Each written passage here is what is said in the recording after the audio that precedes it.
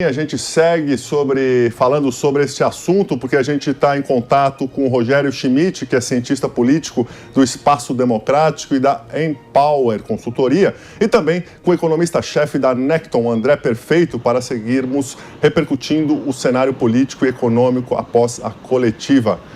Olá, Rogério, tudo bem? Boa tarde, obrigado por nos atender. Boa tarde, Gabriel, boa tarde a todos. Olá, André, tudo bem? Boa tarde. Tudo bem, Gabriel, Kalina, todos os ouvintes da Jovem Pan aqui. Vamos bater esse papo aí num dia bastante nervoso no mercado. Ouvintes e internautas. André, eu começo com você. O Paulo Guedes, no começo ali da coletiva, ele disse que tem a notícia, mas também tem muito barulho, minimizando ali o estouro nos gastos, né, no teto de gastos. Mas não foi o que o mercado expôs, levando em consideração ontem e hoje, né? Bem, hoje foi um dia de muita volatilidade, né? A gente estava com quedas expressivas na Bolsa, né? Petrobras, por exemplo, estava caindo 6%, chegou a cair, e agora está caindo bem menos, 0,80%, 0,50%, que quase é 0 a 0 no final das contas, dado o tamanho do estresse que teve. Mas a questão que o mercado está tentando entender desde ontem bem, primeira coisa é o seguinte, né? A fala do presidente Bolsonaro com o Paulo Guedes, né? Essa coletiva que foi feita, né? Acabou sendo uma boa notícia. O mercado estava com muito receio que o Paulo Guedes saísse e isso daí foi estancado, por isso mesmo o mercado voltou forte. Mas a questão na mesa é o seguinte, né? Estourar o teto pode ser R$1 ou R$1 trilhão. Se você não tem um plano ou como você ter um tipo de controle sobre isso, fica tudo muito confuso, né? O problema do Brasil, nitidamente, não é a falta de dinheiro. O problema do Brasil é a falta de plano, ou seja, qual que é o plano que eles têm? Porque a impressão que se tem na Faria Lima, por assim dizer, é que toda hora muda. Então, tá bom, agora até foi tranquilo, que ótimo, né? Mas e aí semana que vem? Como vai ser esse ruído todo, né? Tem ainda muita água para passar debaixo dessa ponte. Olá, Rogério. Olá, André. Muito boa tarde para vocês. Agora eu dedico a minha pergunta a Rogério, porque eu quero fazer exatamente o que muitos especialistas vêm até comentando, que esse Auxílio Brasil, né, que não nada mais é que um Bolsa Família turbinado, e também o auxílio caminhoneiro de R$400, seriam aí políticas eleitoreiras do presidente Jair Bolsonaro, já que elas seguem até o final de 2022, ano de pleito. Dá para enxergar dessa forma, Rogério? Oi, Kalina.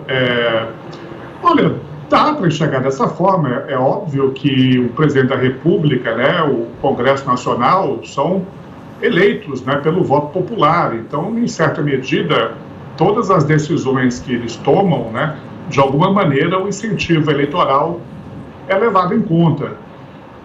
Mas me parece que o incentivo eleitoral não é o único critério que está sendo perseguido agora, não é, nessa questão aí do Auxílio Brasil e toda essa expectativa aí de piora fiscal do país, né? Quer dizer, eu acho que tem também uma questão humanitária envolvida, né?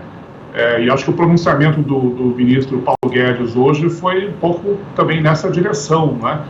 A população mais vulnerável está extremamente desassistida, não é? Nesse momento ainda, a pandemia e as consequências econômicas todas da pandemia, né? Só olhar para os indicadores sociais, econômicos, fome. Então tem uma vulnerabilidade social muito grande no país nesse momento, e de alguma maneira esses R$400 aí que vão ser direcionados a essas famílias, né? De alguma maneira também segue, né, uma prioridade de gasto social. Acho que o gasto social não é necessariamente excludente em relação à responsabilidade social, não é necessariamente excludente em relação à responsabilidade fiscal. Agora, eu concordo com o que o André falou, a incerteza é muito grande, né? As coisas são, às vezes, resolvidas de um dia para o outro e não tem muita clareza, né? Mas eu acho até, o André, fazer um ping-pong aí, que essa incerteza vai continuar, pelo menos até dezembro, né? Porque lembrando que a medida provisória que cria o Auxílio Brasil, ela ainda precisa ser aprovada no Congresso, né? E o prazo para que essa aprovação aconteça é dezembro. Aí eu quero complementar, inclusive, André, com você, a respeito do Auxílio Brasil, dessa fala também do Rogério. Tem a intenção, lógico, política e uma intenção humanitária. Mas a longo prazo, estourar o teto de gastos não pode justamente prejudicar esse público, a população mais pobre, por causa do aumento da inflação, enfim, tudo que a gente viu, inclusive nas informações da Luciana Verdolim? Então, assim, vamos por partes. De fato, você tem uma dinâmica, uma dimensão, né, desse auxílio que é absolutamente urgente, né? A gente tem visto imagens que são absolutamente escabrosas a respeito da fome que algumas pessoas estão sentindo no Brasil. Não vou nem entrar aqui em detalhes, mas todo mundo viu essas imagens, desde gente em caminhão de lixo, como gente pegando em resto de osso. O negócio é assustador. Então, se precisava fazer. Mas a questão é o seguinte: como vai se fazer? O que o governo está bastante perdido, na minha opinião, é que vão tentar resgatar. Ia se criar o imposto de renda, né? Justamente essa é uma fonte de receita para esse Auxílio Brasil. Se anunciou o imposto de renda, todas as reformas, inclusive tributando dividendos. Esse assunto apareceu, foi aprovado na Câmara do dia para a noite, sem muito debate. Na verdade, essa foi para o Senado e sumiu. A PEC dos precatórios era para resolver um problema, está encaixando outro assunto aí agora, que não é exatamente o objetivo central disso. Então, a dúvida que fica é o seguinte: qual que é o plano? Qual que é o planejamento? O presidente Bolsonaro tem todo o direito do mundo, e a gente paga o salário dele, de passagem, para ele tomar decisões difíceis. E ele tem que assumir o ônus dessas decisões. Não dá. O que me incomoda um pouco nessa discussão é achar que dá para ter tudo ao mesmo tempo. Não dá para ter tudo ao mesmo tempo. É uma decisão política e aí cabe mesmo ao presidente, né? Falar, eu quero R$400. Só que dar R$400 para a população mais vulnerável, tudo bem. Mas aí começou a usar R$400 meio para tudo, né? Caminhoneiros, por exemplo. Né? Agora a discussão é que vai se dar um voucher de R$400. Não dá. Acho que desse jeito, a impressão que eu tenho, a imagem que eu faço, é que está fazendo um monte de buraco no dique, né? Está vazando água, né? Aí o presidente colocou o dedo num buraquinho que está saindo água, aí saiu outro buraco, ele colocou outro dedo, aí apareceu um outro buraco, ele colocou a ponta do pé. De R$400 não resolve, precisa, de novo, é um planejamento. E esse planejamento está impedido por vários motivos. Um deles é que a articulação política, me parece que no Senado emperrou, para dizer o mínimo, né? Lá na Câmara, algumas coisas andam mais rápidas, mas mesmo assim sem muita discussão. Eu pergunto para o Rogério. Rogério, vale a pena seguir dessa forma para atender ali os desejos do Centrão, tentar manter essa articulação política que o André estava falando, a esse custo, ao estouro do teto de gastos, e em vez de diminuir as despesas? Olha, todo mundo sabe, né, Gabriel, que a articulação política desse governo nunca foi nenhuma maravilha, não é? O presidente Bolsonaro já sofreu derrotas, o governo Bolsonaro, né, já sofreu derrotas em votações importantes no Congresso, praticamente desde o início, né? É o governo que menos aprova medidas provisórias, é o governo que mais tem vetos derrubados no Congresso.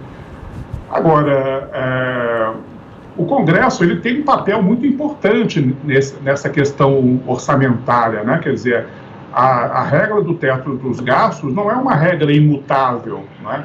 A PEC dos precatórios, como bem lembrou aí o André, ela está não só regulamentando o pagamento de precatórios daqui para frente, como também está criando uma nova maneira de interpretar, né, o teto de gastos, estabelecendo aí critérios diferentes para períodos diferentes, né, para o cálculo desse limite, né? E o Congresso tem esse papel.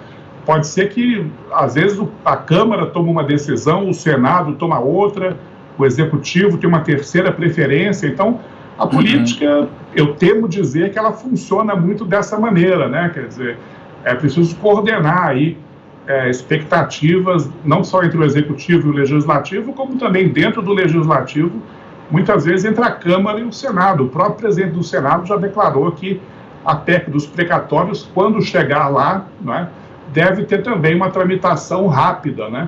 Eu imagino que agora também a reforma do imposto de renda, que ficou parada no Senado nas últimas semanas, possa voltar a caminhar. Então, como eu disse antes, daqui até dezembro muita coisa ainda vai acontecer, porque são vários projetos aí importantes nessa área fiscal que estão tramitando ao mesmo tempo. Certamente, como os senhores disseram, André e Rogério, o ministro da Economia, Paulo Guedes, disse também que precisa dedicar atenção ao lado social sem ignorar aí o lado fiscal. Nós temos um trechinho no qual ele fala essa informação. Peço para que vocês aguardem aqui com a gente, para a gente repercutir também este trecho, tá? Vamos acompanhar. Não é uma irresponsabilidade fiscal, não há licença para gastar, não vai acontecer nada disso. Nós estamos exatamente com a solução que foi dada. Eu tinha sugerido cravar um número, 32, 33 bilhões, e dizer, nós vamos até aqui. A sugestão que veio foi um pouco maior, mas em compensação está tudo embaixo do teto, porque antes ia ser 32 ou 33, mas tinha um pouquinho de vacina, tinha uma dívida com família monoparental que ficou lá para trás. Agora tem um pouco mais de espaço, mas fica tudo embaixo do teto. Então nós estamos realmente... Você está muito feliz porque está furando o teto? Não. Eu detesto furar teto. Eu não gosto de furar teto. Pois é, André, e por que o mercado reage de uma forma tão negativa quando existe essa ameaça de furar o teto de gastos? Olha, no limite é o seguinte, a gente tinha uma regra fiscal no Brasil, que era o teto dos gastos. O que o ministro falou ali claramente é que o teto foi furado, tá bom, foi furado em nome de um tipo de política que, enfim, se entende como necessária. Eu acho que é necessário. Sou uma pessoa muito sensível, ou alguém muito alienado para achar que você não precisava de alguma ação agora. Você precisava. Agora, qual a discussão? Porque a impressão que se dá, é isso que o mercado reagiu tão mal, é que, dependendo do que for, faz uma PEC. Né? Então, é esse jogo que é muito difícil. O presidente, vale notar, ele tem encaminhado as discussões de maneira, eu acho que, bastante frágeis, né? A base política dele, que foi conquistada, né, de passagem com uma aproximação com o Centrão, não está funcionando do jeito que se desejaria. Por que eu estou falando isso? Porque, por exemplo, tem uma série de gastos parlamentares que poderiam ter entrado na discussão. Não entrou na discussão. Aí você teve que criar, né, esse espaço a mais, porque outros gastos não foram, né, discutidos de fato. Então, isso tudo gera no mercado o seguinte sentimento: olha, se tem certeza, aumentou o prêmio de risco. Se aumentou o prêmio de risco, eu prefiro ficar líquido, deixa eu vender e depois eu vejo o que acontece. Talvez o mercado tenha encontrado aí um fundo, né? Acho que agora não dá para cair mais. Tudo bem, aí volta a subir. Só que a questão é o seguinte, como o Rogério colocou muito bem, essas discussões vão até dezembro. E, ao que tudo indica, né, o ex-presidente Lula tem uma chance ainda grande, tem uma chance grande de ganhar o ano que vem, o que pode gerar ainda também mais ruído. Começou agora toda uma série de gente, né? Hoje ainda, além de tudo, teve até o nome do ex-juiz Sérgio Moro, começou a ventilar de novo, outros candidatos estão aí. A discussão eleitoral vai trazer ruído, não vamos nos enganar não. Então, de novo, né? A previsibilidade, por assim dizer, ficou menor, né? O horizonte nosso ficou um pouco mais curto e aí acaba gerando esse efeito tanto no câmbio quanto na Bolsa e também nos juros futuros, lembrando que semana que vem tem reunião do Copom. André, peço licença para o Rogério, mas só para a gente complementar, você falando aí de mercado, o mercado deu uma acalmada por causa do conteúdo da coletiva Guedes-Bolsonaro ou pelo fato da coletiva ter reforçado ali que Guedes não sairia do cargo? Eu acho que é o segundo ponto, o fato do Guedes não sair. Isso é muito importante, porque a ausência, sair o Guedes, né, a gente vê como assim, aí que seria jogada a toalha completamente. Primeiro que dificilmente algum economista talvez ia aceitar esse desafio, né? O Guedes está aceitando uma baita de um problemaço para enfrentar. E também porque ia ficar um tempo meio sem rumo, né? Então acho que o mercado reagiu à ideia assim, o Guedes vai ficar? Vai ficar, que bom. Então vamos voltar ao pessimismo que estava hoje, mas vale notar que assim, a gente voltou ao pessimismo de hoje. O que caiu ontem, o dólar que subiu ontem, o juro que subiu ontem, tá tudo lá, isso só não piorou. Mas o fato do Guedes ter ficado, sem dúvida alguma, foi visto como uma notícia positiva por parte do mercado.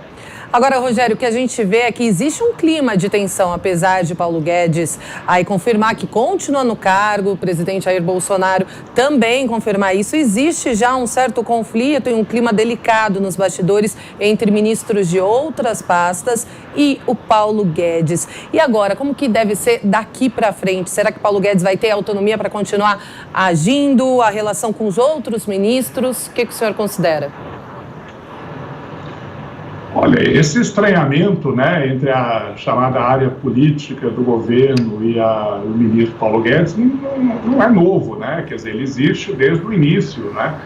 E assim como também em outros governos anteriores, sempre também há uma permanente tensão, né, entre a Fazenda, o Ministério da Economia e os ministérios políticos, né? Quer dizer, isso faz parte do jogo, né? Tanto o ministro Paulo Guedes como os outros ministros são cargos de confiança, não é? Que dependem de nomeação monocrática do presidente da República. Então, nesse sentido, até mesmo o Ministério da Economia também faz parte da ala política, não é? Porque, num certo sentido, todos eles estão submetidos aí a um presidente eleito pelo voto e dependem da confiança do presidente. Então, nesse sentido, eu não tenho nenhuma ilusão de que essa tensão vá diminuir, quer dizer, ela vai continuar porque ela é uma constante, não é uma variável, não é?